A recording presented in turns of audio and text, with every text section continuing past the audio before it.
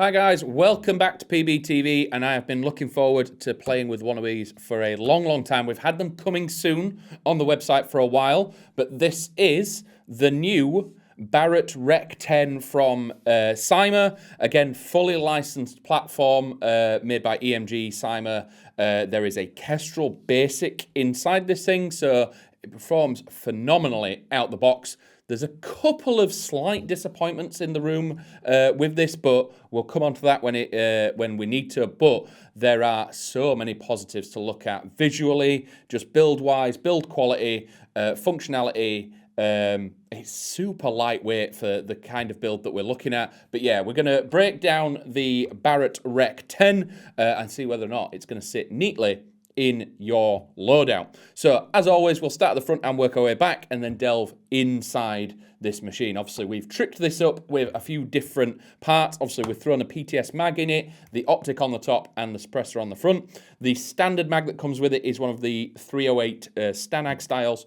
It does have some plastic iron sights with it, and the standard, very nice looking sort of muzzle brake on the front has some really nice engravings on it with the Barrett logo. It is grub screwed, so if you are taking that off, make sure you do fully remove that before you're wanting to swap it out. And it is 40mm counterclockwise. So as you can see on the front here, we've thrown one of the PTS dead air suppressors. I think it matches the look and the vibe really nicely. And we do have some engravings on there. It might be difficult to see with the lighting, but we've got 300 Win Mag deep engraved on that barrel.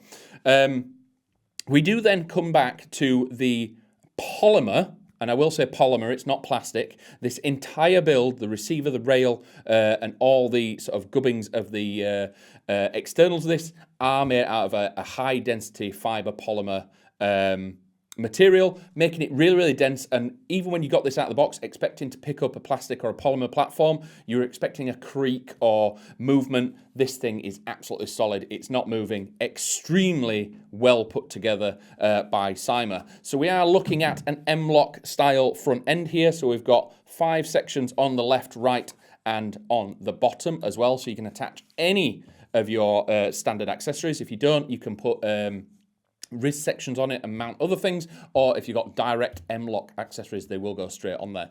On the top, we do have the standard 1913 rail on the top, and we do have the T markings. So if you are swapping this out between different rolls and you're putting different accessories on it at different times, you can just know your PEC box goes on T40, whereas a torch or a light may go on T46. And then if you're swapping these things out, you know exactly where it was the previous time you use it. Just makes it a little bit easier. The same goes all the way back on the receiver as well. So these little T markings are all the way back on the receiver. So if you are running an optic like we've got on this, something magnified for outdoors, but then if you're wanting to drop down to maybe a dot and a magnifier, you've got T markings on the receiver as well. So you can swap these out. No ifs or buts. You may have to re-zero as normal swapping optics, but they are going to be in the same spot for your eye relief and comfort.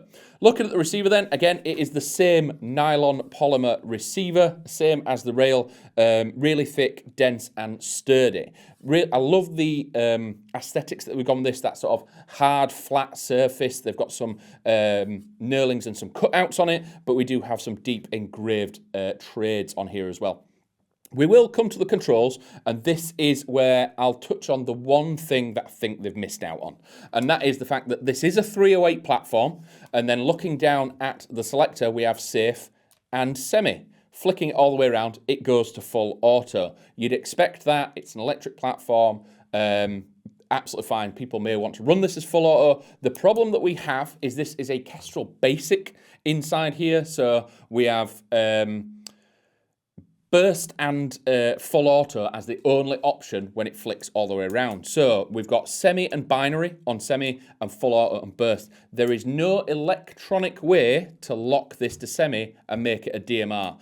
Everything else matches the vibe. They've got a quick change spring. It's got a high torque motor in it. Unfortunately, there's no electronic way to quickly turn this into a DMR. It would have to be mechanically locked, or you'd have to swap the MOSFET. But apart from that, that is the only sort of gripe we've had in the offers with it. Build-wise, its sound whilst it's shooting, its functionality is if you're wanting to run this as a recon or an assault platform, The pre-cocking is incredible. The sound of this thing firing, it just sounds absolutely stunning. It's got that really fast response from the Kestrel Basic. So it's not something to shy away from if you're wanting that assault platform. It's just going to need a little bit more than an out-the-box fix to turn this into a DMR. So looking down at the other controls then, we obviously have the ping pong paddle, and on the right-hand side we have the mag release, and we have another bolt release just there.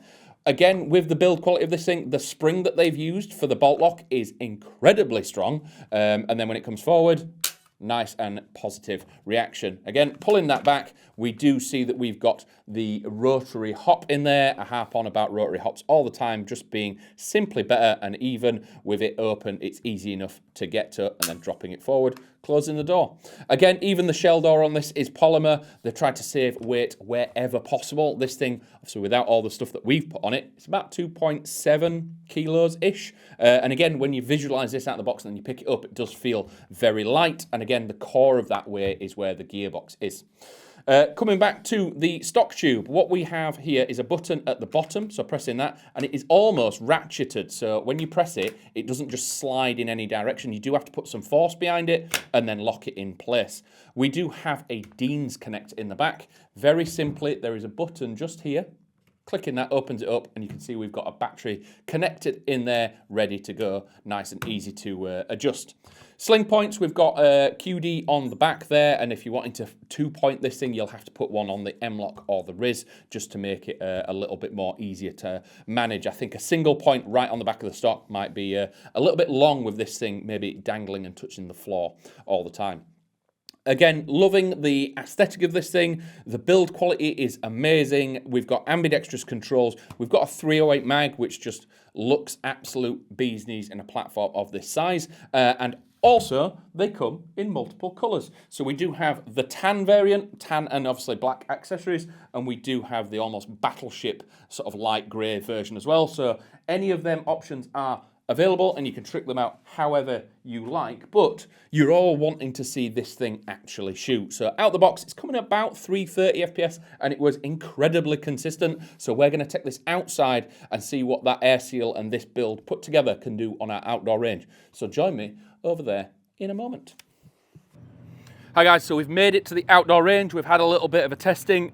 We have gone through a couple of BBs and just made sure this is hopped right. We're recommending 0.25s with this thing, just as it is fresh out the box. And with the long gearbox, we're recommending not really going above the sort of setting 2 on the pre-cocking, purely because it's a version 2.5 gearbox, the long nozzle and just the meshing together. Again, this is a platform that you can build on if you're wanting to build a DMR. So we've loaded this up with the 2.5, set the hop, we've got the camera on here, so we're gonna reach out and just go for a couple of these close targets before going for the far one. So we've got the yellow target nearby.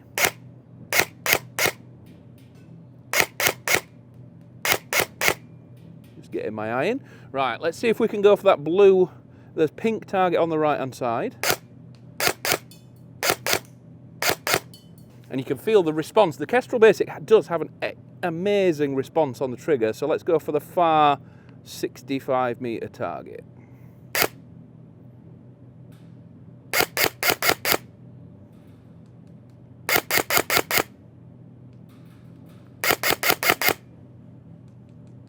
So we're getting out there, a little bit of overhop. We'd probably have to just drop that down a little bit just to see what we can get as a clean shot.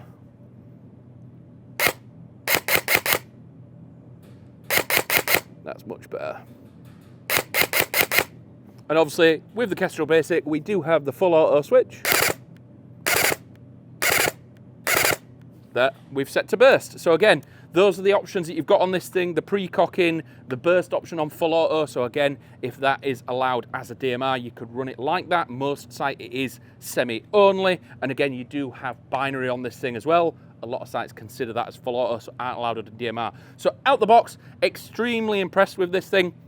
Build quality, how it's been put together. There's just a couple of little, just quite close to the mark. It could be absolutely perfect, but an incredible platform to build on. Drop an Astra in it, maybe change the hop to start running some very heavy BBs with that really long barrel, and everything set up as it is. So, colour me impressed. I'm excited to see what people do with them. Let us know how you would set yours up, whether or not you'd run it as a recce rifle, keep the full auto or the burst and the binary, or would you trick this thing out, swap a couple of bits and turn it into your very own dedicated marksman rifle. Let us know down below. But if that is everything for today, thank you very much for watching, and I'll catch you in the next one.